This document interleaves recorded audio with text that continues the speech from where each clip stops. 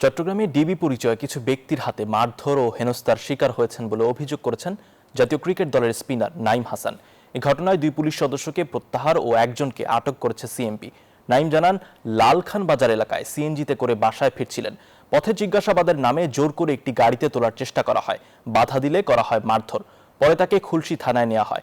এমন ঘটনার তীব্র নিন্দা ও দোষীদের বিরুদ্ধে ব্যবস্থা নেওয়ার আহ্বান জানিয়েছে বিসিবি।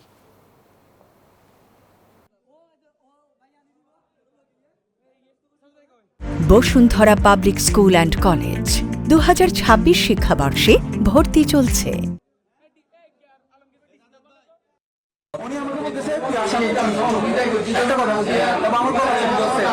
আমি চিল্লাচিল্লি করছি, আপনাকে কল দিছি, আমার মোবাইল নিয়ে নিছে, ভাইয়ারা ছিল, সবাই পরিচয় দিছে, তাও গলা চিপে ধরে রাখছে, যে ধরছে ও মারছে, উনি আমাকে ওখানে মারছে।